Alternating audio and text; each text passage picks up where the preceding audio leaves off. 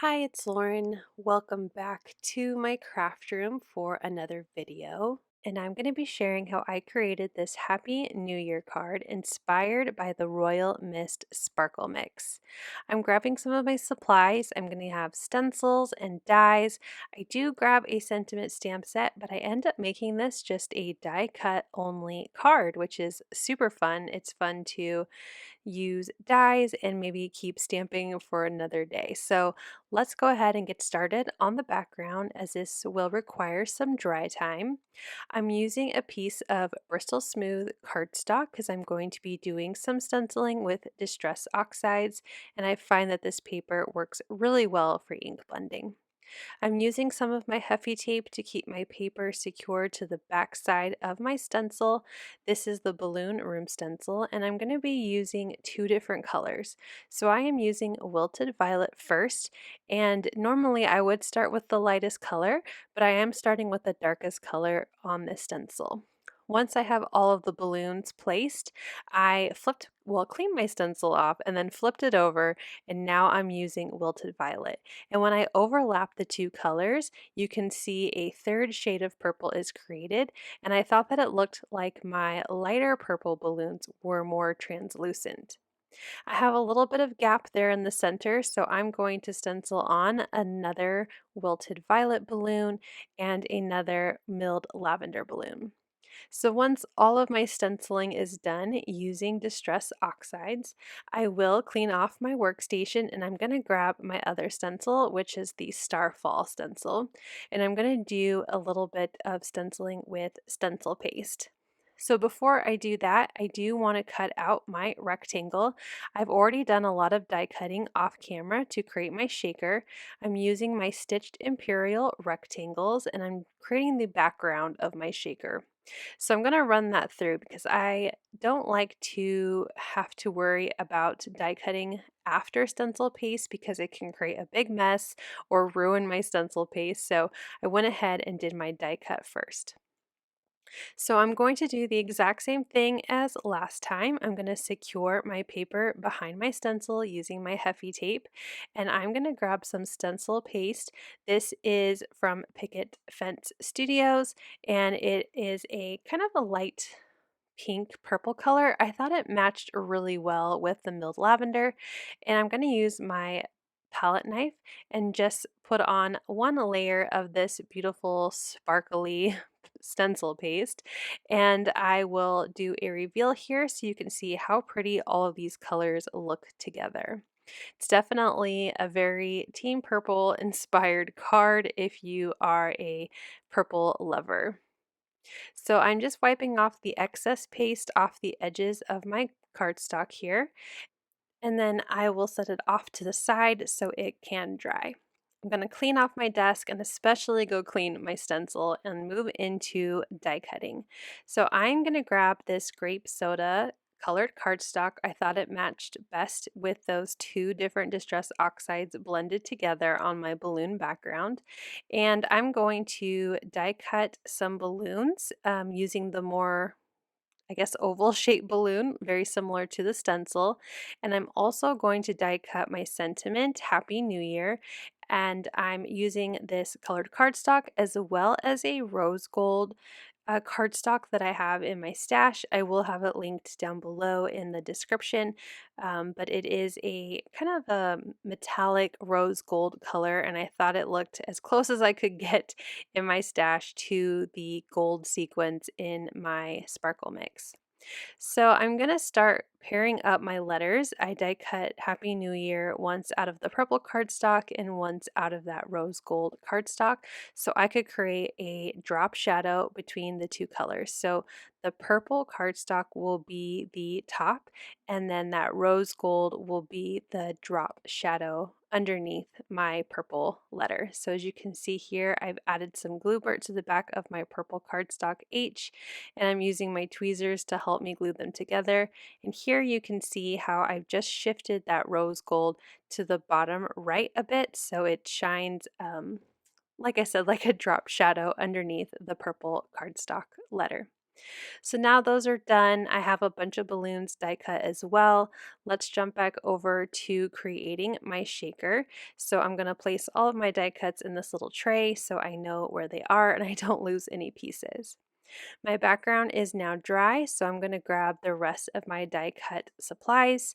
So I have my frame, which is die cut using the second and third largest of the stitched rectangle die set, and I'm adding some 1/8 of an inch double-sided adhesive behind the frame, all four sides, and I've peeled off the release paper so I can adhere a piece of acetate to the background. I also die cut the acetate with the second largest of the dies so that way it would fit perfectly behind my frame. Once I have that secured, I'm going to grab my Heffy Doodle foam adhesive. I have quite a few rolls in my stash, and I'm going to use the smaller of the two rolls, which is a 5 millimeter wide dimension. I'm going to similarly add this foam adhesive just like I did my double-sided adhesive when layering on the acetate, but I'm using this foam tape instead and doing my very best to stay completely hidden behind the frame. Every time I add a new piece of foam adhesive, I make sure that it is butted up really closely and really snug against the previous piece of foam adhesive, so that way my sequins and gems from my sparkle mix will not escape my shaker. So once that panel is done, I'm actually going to grab my Misty to help me with lining up my frame to my background because again, they are die cut with the same size rectangle. So my Misty will just help me make sure I have it as straight as possible onto the background or onto the frame and foam adhesive. I'm opening up my sparkle mix and I'm going to pour quite a bit inside because it is a pretty big shaker panel. And of course, I get sequins on my foam adhesive, so I'm just trying to pick it off and place it inside of the shaker. It happens, it's no big deal. Once I have all of my sequins inside, I'll grab my background of my balloons and I'm going to make sure my frame with the sequins is in the bottom right hand corner of my Misty, and then I will place my background in that same corner to sandwich my shaker closed. Now it was a teensy tiny bit off-centered. Again, not a problem. I'm just going to grab some scissors and trim off any of the cardstock from my background that is exposed outside of the frame, which is just a tiny little bit. It probably wasn't even noticeable, but because I could see it, I just wanted to trim it down. And that is my little shaker panel. I love the colors, the purple and the gold. I think it looks so pretty together and it will pop off really nicely off of this black striped piece of pattern paper. This is die cut with the largest A2 size of the stitched Imperial rectangles, and the paper is from Fright. I centered my shaker panel to the center of that pattern paper, and now I can adhere it to a card base. This is a top folding A2 card base out of some white or solar white ultra thick Nina cardstock. I'm using my glue burr again, this time to glue the pattern paper with the shaker panel onto my card base. The wet glue just gives me a little wiggle time to make sure that I have it lined up on all four edges. So now that my shaker card is pretty much done, let's start gluing on our balloons and our sentiment. So I'm going to lay everything out. I end up going with 2 balloons in the top left-hand corner and 2 balloons in the bottom right-hand corner. I have another purple one on there, but I end up not gluing it onto my card. So in order to adhere these balloons down, I'm just using more double-sided adhesive. This is a 1/4 of an inch wide this time, and I'm adding it to the back side of my balloons and layering them down in the lower right-hand corner. I'm doing the gold one first and then overlapping the purple balloon.